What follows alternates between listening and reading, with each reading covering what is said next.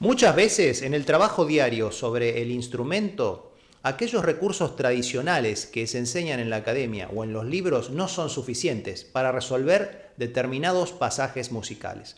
A continuación, se enumeran algunos de los más importantes. 1.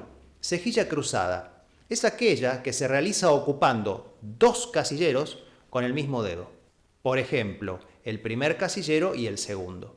Esta técnica permite alcanzar dos sonidos de diferentes cuerdas y en trastes consecutivos. Posible ejercicio. Toma como eje el fa sostenido de la sexta cuerda para la punta del dedo 1. Cruza la ceja al casillero 1 y 3.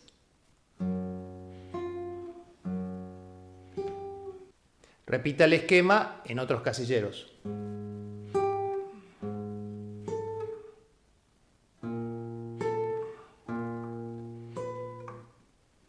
Ejemplo de obra que se resuelve con esta técnica, Rossignana número 1 de Mauro Giuliani.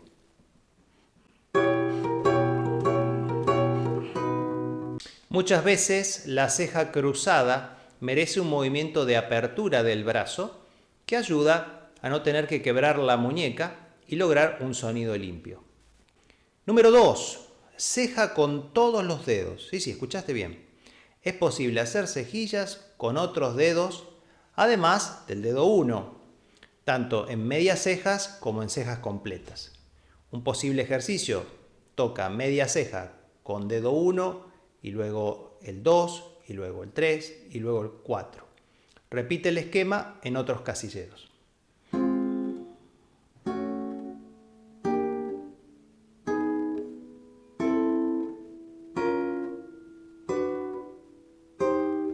Es importante que te aprendas en la media cejilla a quebrar la primer falange. Ejemplo, fragmento del preludio en re menor de Johann Sebastian Bach.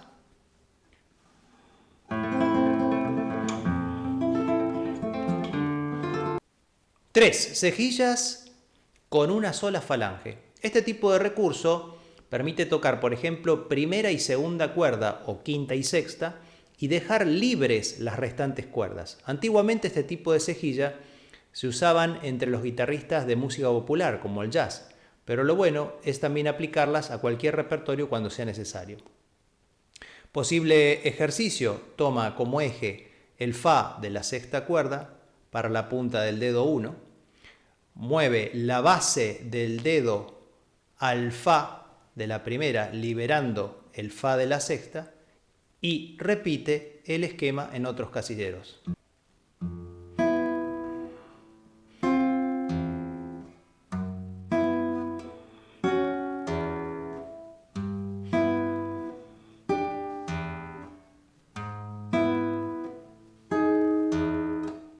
Ejemplo, el dedo de la ceja se levanta para lograr el mi de la sexta, recurso utilizado en la elegía de Johann Gaspar Mehr.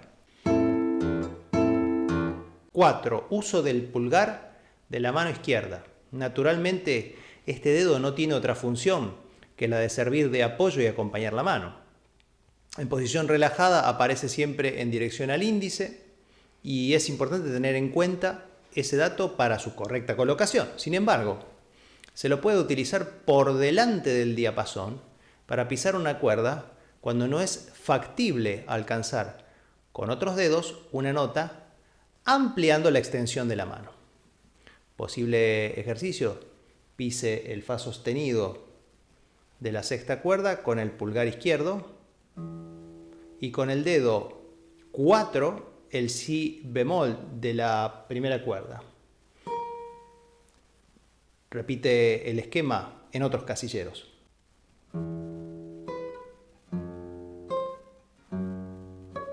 Ejemplo de la suite L'Infidele de Sylvius Leopold Weiss.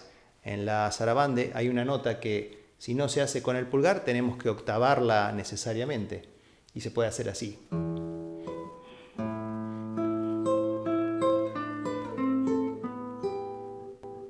Si te está gustando el contenido de este video, suscríbete al canal, apóyanos con una membresía de 2 euros. La lección de hoy es súper poderosa. ¡Vamos!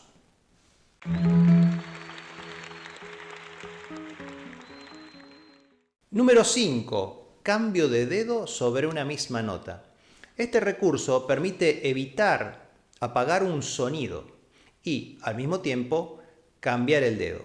Por ejemplo, si se termina de tocar el do sostenido de la quinta cuerda con el dedo 1 y luego se debe tocar el fa de la sexta cuerda, se puede pisar el do sostenido con otro dedo 3, por ejemplo, y simultáneamente, sin que se produzcan silencios ni cortes, sacar el dedo 1 y llevarlo al fa sostenido de la sexta cuerda.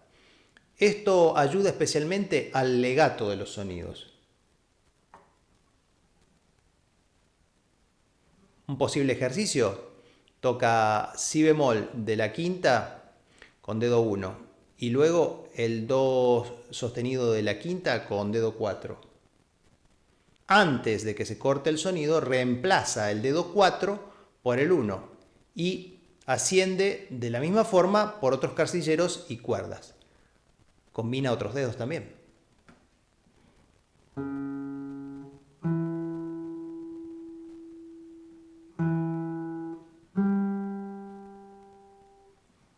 Ejemplo, fragmento del Capricho Árabe de Francisco Tárrega.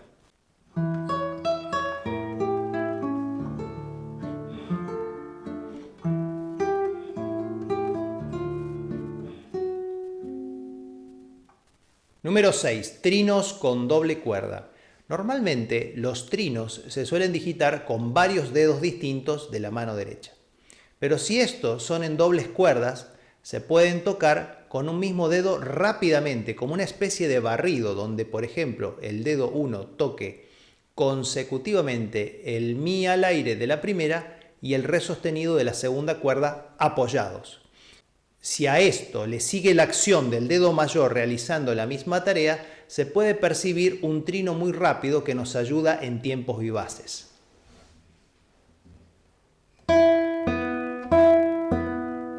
Posible ejercicio: haz grupos de trinos ascendentes y descendentes por todas las cuerdas, tratando de lograr un toque parejo.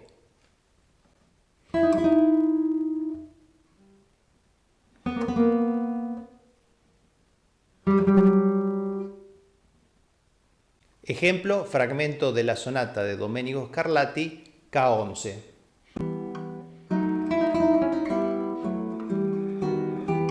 Si te está gustando el contenido gratuito, imagina todo lo que encontrarás en el interior de mis libros.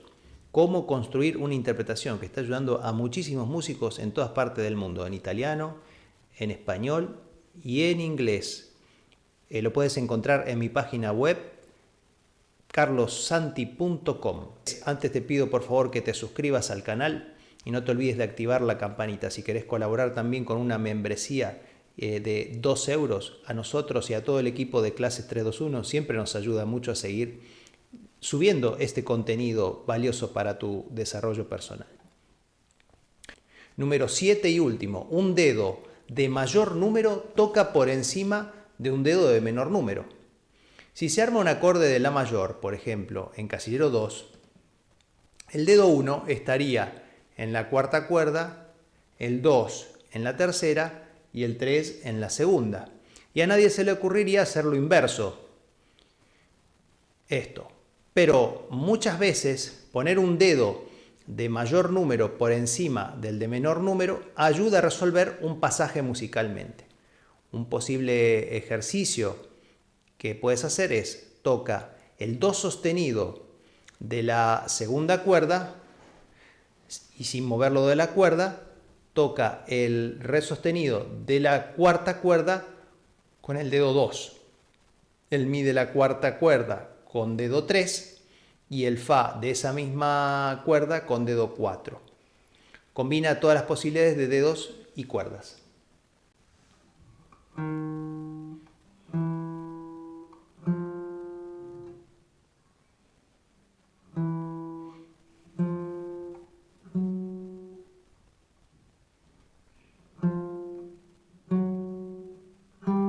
Ejemplo, estudio número 13, Opus 35 en Do mayor de Fernando Sor.